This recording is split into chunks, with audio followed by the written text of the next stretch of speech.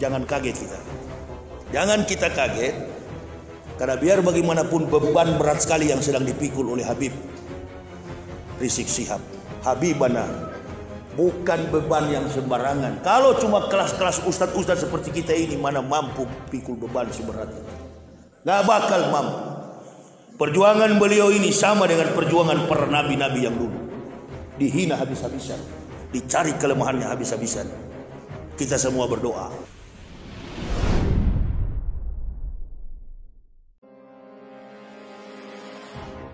Memangnya saya nggak tahu nih Belanda punya cara. Toko PKI itu kan Sniplit itu Belanda. Tahun 1928 di Eropa, 48 dia masuk ke Indonesia. Pengikutnya salah satunya orang kemarin saya ceramah itu, meninjau. Apa itu? Tan Malaka. DNID tahun 65. Ya, maksudnya Sniplit itu Tan Malaka. Tan Malaka Alimin itu pengikut-pengikut yang pertama masuk di Madiun. Sniplit itu orang Belanda, Karl Marx itu orang Yahudi. Jadi yang merusak dunia ini Yahudi. Musuh yang paling besar umat Islam adalah Yahudi. La tazidana as-sadanasi adawatan lillazina amanul yahuda walladzina asyraku. Yang paling keras yang kamu dapati permusuhannya dengan orang-orang beriman adalah Yahudi dan musyrik. Siapa musyrik itu? Kafirun, Kristen, Hindu, Buddha dan lain sebagainya. Kalau kita berkelahi sama-sama Muslim, kita saling singgung, ini apakah boleh rekonsiliasi untuk baik-baik kita? Nggak bisa. Kalau watak memang pengecut, watak pengkhianat memang pengkhianat. Penjilat, kotoran kafir, tetap penjilat. Cobalah dakwah yang sejuk, cobalah dakwah yang lembut, cobalah dakwah yang dingin, cobalah dakwah yang tenang. Kalau mau dakwah yang tenang, kita harus bersatu. Maka tidak ada lagi dakwah yang meribut. Kita bukan ribut, kita mencari solusi bagaimana Islam ini tegak di masa datang. Tapi kan dibantah-bantah, dan sebelah sana ada pihak lain. Bahkan siapa Gus Nur itu orang Jawa dipenjarakan hanya karena tersinggung. Nah, ini urus Papua sekarang ini lagi bergejolak. Hidayat Nur Wahid sudah berdoa, mudah-mudahan Banser berangkat jangan ketawa kasihan nih. Mudah-mudahan Banser berangkat ke Papua ya. Kalau saya memang sudah tahu hutan Papua karena saya 16 tahun tugas di Papua. Tahu persis saya. Di Papua itu bukan OPM yang ditakuti. Malaria Tresiana, malaria tropika. Itu disebabkan oleh satu nyamuk, Aedes aegypti. Malaria Tresiana itulah barangkali yang saya curiga. Mudah-mudahan betul diagnosis saya. Jangan-jangan malaria Tresiana itulah yang disebut COVID-19 karena serangnya di pernapasan, paru-paru dan perut. Itu kalau sampai serang hanya 2 orang. Kalau tropika sarap gila. Tapi kalau Tresiana antara 2 nggak bisa bernapas, is dead. 16 tahun saya punya gejala malaria. Tapi begitu bersahadat, alhamdulillah hilang malaria. Jadi sehat masuk Islam, nggak ada penyakit biar sedikit. Ada sih penyakitnya. Kalau amplop kurang, itu baru. Nggak ada itu. Sehat sekali sekarang. Berkumpul begini. Apa itu COVID-19? Virus yang bahaya itu tanggal 9 nanti, besok. Besok tanggal lusa tulah. Itu virus yang paling bahaya itu. Lebih dari corona itu. Di kotak-kotak penalti itu. Virus omong kosong, dusta dan lain sebagainya. Pemilihan pemimpin, calon gubernur, calon bupati, calon apa itu, wali kota, itu. Tapi saya mau bupati siapa yang wali kota Padang itu PKS Demokrat. Itu PKS dan Demokrat itu sama-sama terus dengan umat Islam. Ya, saya tidak bilang itu, saya tidak tahu namanya. Pokoknya PKS dan Demokrat itu yang masih sama-sama dengan umat Islam. Saya, ibu bapak, saudara-saudaraku, kalau kita tidak berhati-hati dengan keadaan ini, jangan kaget kita. Jangan kita kaget, karena biar bagaimanapun beban berat sekali yang sedang dipikul oleh Habib Rizik Syihab. Habibana, bukan beban yang sembarangan. Kalau cuma kelas-kelas ustadz-ustadz seperti kita ini, mana mampu pikul beban seberat itu? Gak bakal mampu. Perjuangan beliau ini sama dengan perjuangan para nabi-nabi yang dulu. Dihina habis-habisan, dicari kelemahannya habis-habisan. Kita semua berdoa, minta kepada Allah, ya Allah, benteng kekuatan kita, orang tua kita, ulama kita, panutan kita, orang yang senantiasa menjadi contoh dan teladan dalam kehidupan kita setelah baginda Rasulullah sallallahu alaihi wasallam. Allahumma sholli wa sallim wa barik alaihi, adalah Habibana Muhammad Rizik Syihab. Itu yang menjadi teladan kita. Makanya saya bilang kepada UAS, kepada Tengku, kepada Ustadz Zulkifli Ali, siapapun ustadz-ustadz, siap-siap sudah, kumpulkan jemaah kita, pengikut-pengikut kita. Bila tiba saatnya, daripada kita ini, anak cucu kita nanti jadi korban, kita korbankan diri kita demi pertarungan bagi agama ini. Allahu Akbar. Kita perjuangkan agama ini. Nggak apa-apa, kita di baris paling depan, jamaah di belakang. Kita maju ke depan. Jangan kita di belakang, ustadz paling depan, jamaah di belakang, baku hantam kita. Kalau memang sudah tiba saatnya. Itulah sebabnya jamaah, iman itu harus dibuktikan dengan perbuatan. Saling menyayangi sesama muslim. Di dalam masjid ini pupuk persaudaraan ukhuwah Islamiyah yang kuat. Akibat itulah kafir melihat, oh ini ada retak, ini ada lubang, dia masuk ke dalam. Dia masuk ke dalam. Oh ini ada lubang, dia masuk ke dalam. Caranya bagaimana? Kalau di perusahaan dia cari tahu siapa pengurus masjidnya, dia panggil karyawan yang Islam, ustadzmu itu bagus, ceramahnya bagus. Kenapa? Ceramahnya tidak menyinggung agama kami. Siapa nama ustadz itu? Ini. Oh, daripada dia tersinggung, boleh nggak saya titip ini uang untuk dia? Kafir punya permainan begitu di kantor-kantor swasta dan lain sebagainya. Perpecahan terjadi dari sini. Makanya saya bukan jengkel kepada orangnya kalau bicara-bicara mazhab di masjid begini. Yang saya jengkel itu dia menjelek-jelekan saudara muslim yang lain. Kalau ada begitu di masjid ini, sudah jangan percaya. Kita sekarang ini butuh persatuan. Kita bangun kekuatan. Tidak apa-apa dari Sumatera Barat, dari Bukit Tinggi. Karena disinilah lahir para pejuang-pejuang. Disinilah lahir para ulama-ulama besar. Allahu Akbar. Orang Sumatera Barat mempunyai darah perjuangan.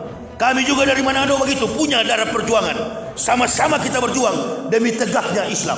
Bersatu antara satu suku, kaum, bahasa yang ada di Indonesia. Sebab kita bukan menghadapi sesama umat beragama. Yang kita hadapi sekarang adalah pemain-pemain dengan cara yang licik akan mengulangi peristiwa 65. Ini bukan beragama Islam, bukan beragama Kristen, bukan beragama Hindu, bukan beragama Buddha. Tapi mereka bisa mengaku Islam, bisa mengaku Kristen, bisa mengaku Buddha, bisa mengaku Hindu. Siapa dia? PKI. Ini kita bersatu. Mudah-mudahan Allahu Akbar, Allah mentakdirkan kesadaran kepada Pak Jokowi dan Pak Maruf. Berpihaklah kepada mayoritas. Mereka akan turun tahun 2024. Iya, kalau sempat turun. Di dalam Islam ini ada fakta yang kita tidak bisa kita tolak. Yang paling pasti, yang paling dekat dalam kehidupan kita, kata Imam Al-Ghazali, adalah mati. Kalau belum sampai periodenya meninggal, Allahu Akbar, hati-hati. Atau berangkat ke satu negeri, di atas udara pesawatnya pecah. Ini kita doakan supaya tidak begitu. Masih ada kesempatan. 2021 tinggal beberapa 2 minggu lagi. 2021, 22, 23, 24 turun Pak Jokowi. Insya Allah ada pemimpin baru yang akan menegakkan Islam di masa akan datang. Amin ya Rabbal Alamin. Mudah-mudahan ada pemimpin baru yang akan menegakkan Islam. Memang kita lagi diuji oleh Allah. Kita lagi diuji saat ini. Baru kali ini Indonesia mengalami beberapa pergantian presiden. 1 presiden, 2, 3, 4, 5, 6. Tidak ada sekeras ini ujian yang diberikan kepada umat Islam. Kita berdoa, kalau kita bersatu, insya Allah Allah akan lihat, oh sudah bersatu umat Islam di Indonesia. Biarkan Jangan terlalu banyak demo, kita tenangkan Habibana dan kita juga jaga persatuan. Teruskan dakwah seperti ini, biarkan pemerintah ini enggak usah diganggu, karena kalau dia diganggu dia marah. Iya dia marah. Ini orang tua ya Pak Maruf dan Pak Jokowi ini kalau diganggu-ganggu marah dia. Dia kalau marah dia suruh saudara-saudara kita yang polisi dan tentara. Jadi biar saja enggak usah ganggu dia ini Pak Jokowi. Anggaplah Pak Jokowi ini bapak, Pak Maruf ibu. Ya, dia mau masuk di kamar mau bikin anak lagi biar aja lah. Kita enggak usah tahu anak-anak. Kita tunggu aja di luar. Iya. Jadi apapun dalam hal ini tidak boleh. Orang tua harus berkoordinasi dengan anak-anak. Tapi biarlah. Itu dalam demokrasi begitu. Biarkan mereka berdua ini atur. Tidak ada presiden terbaik dalam catatan sejarah presiden Indonesia, bahkan sejarah presiden dunia, kecuali Joko Widodo dan Ma'ruf Amin. Ya puji-puji aja lah. Dan tidak ada ketua anggota parlemen, ketua DPR yang terbaik di dunia dan Indonesia khususnya, kecuali Puan Maharani. Pokoknya mulai dari eksekutif, legislatif, yudikatif, semuanya orang-orang hebat. Jangan bilang buruk, nanti besok ditangkap kita. Tidak ada presiden terbaik kecuali ini, ya. Insya Allah 2024 dia turun. Kerumunan Habib Rizik dipersoalkan. Kerumunan Bobi dan siapa itu Gibran Raka Buming tidak diperiksa. Itu. Jadi jangan bahaya ini, jangan diganggu-ganggu. Biar sajalah. Kalau kita berdiam, insya Allah kekuatan Allah akan bekerja. Contohnya, begitu Habib Rizik diganggu, Allah yang buat di Papua itu. Allah yang berkehendak di Papua membuat gejolak dengan munculnya OPM, Organisasi Papua Merdeka. Saya dengar mereka sudah memproklamirkan diri bahwa sudah ada negara darurat sekarang dibuat. Nah itu cara Allah. Jadi kita diam aja, calling down. Tunggu saja. Ya Allah, kami menunggu. Apa maksudmu? Ujung-ujungnya nanti, insya Allah kita inilah yang cinta NKRI yang akan berjuang. Kemarin waktu Pancasila mau diperas sama tukang-tukang peras, siapa yang turun ke bawah? Siapa yang merontak ke bawah? Siapa? Ya kita inilah yang dituduh-tuduh radikal. Mana orang-orang yang berteriak saya Pancasila? Tiarap semua. Abu Jongos, Abu Sepatu, Abu Sandal, lari semua bu. Kita yang muncul ke bawah. Undang-undang Cipta Lapangan Kerja. Siapa yang demo? Termasuk saya juga kemarin yang jadi orator di lapangan di depan Istana Merdeka. Semua kami teriakan. Kenapa? Kalau masyarakat sudah berteriak di bawah, kalau emak-emak sudah berteriak demo, berarti ada yang rusak, ada yang terganggu. Perut mereka terganggu. Ada satu kelompok lagi, ada satu grup lagi.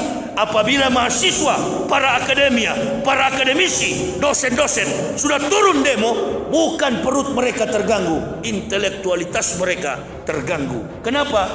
Karena dipimpin oleh pemimpin yang cerdas. Kira-kira begitu. Puji saja terus. Presiden terbaik, saking terbaiknya tiap hari masyarakat ribut.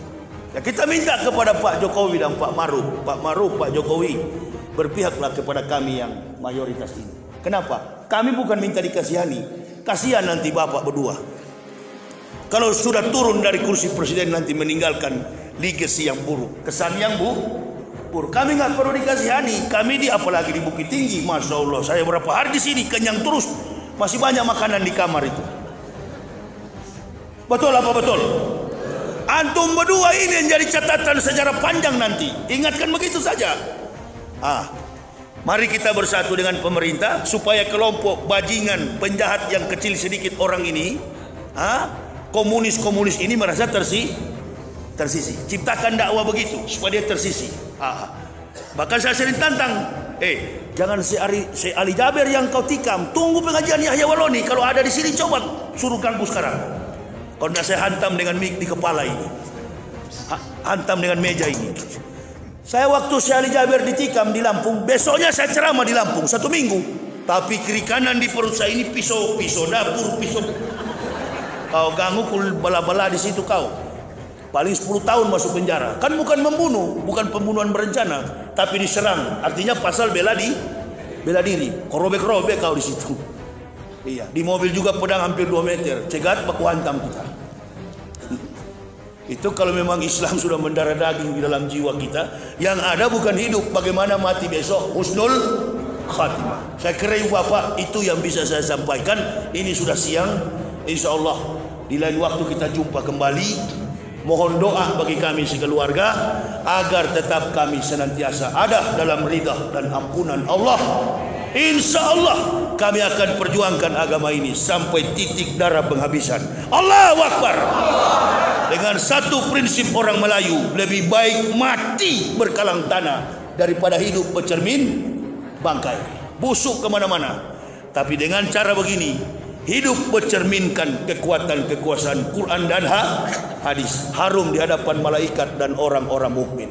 Mudah-mudahan pengurus masjid, badan kemakmuran masjid, seluruh imam-imam dan seluruh jamaah sehat walafiat, dijauhkan dari pandemi COVID-19, dijauhkan dari virus apapun, disehatkan badan, dipanjangkan umur, ditambah-tambahkan, dilapangkan rizkinya oleh Allah Subhanahu wa taala. Saya kira ini yang bisa saya sampaikan. Mudah-mudahan manfaat dan dapat memberikan kepada kita motivasi dan keimanan baru untuk kita senantiasa. Satu hal lagi jangan lupa, kita bersatu. Kita bersatu. Dalam doa kita nanti di tahajud malam, ya Allah, kami minta umat ini bersatu. Singkirkan para penjahat, singkirkan orang-orang yang tidak bertanggung jawab, yang mengadu domba kami dengan pemerintah. Seburuk pemerintah, kalau dia jolim, nanti di puncak kejoliman itu akan membawa dia pada kejatuhan. Biarkan urusan kami para pendakwah itu. Ibu bapak bersatu saja dan berdoa. Bila satu waktu diminta untuk berjihad, maju. Jangan pernah memperhitungkan badan kita, karena tujuan kita hidup adalah mati di jalan Allah. Barakallah. Terima kasih atas segala perhatiannya. Mohon maaf atas segala kekurangan kami. Usikum wa nafsi bitaqwallah. La ilaha illa huwa 'alallahi falyatawakkalul mu'minun. Wassalamualaikum warahmatullahi wabarakatuh.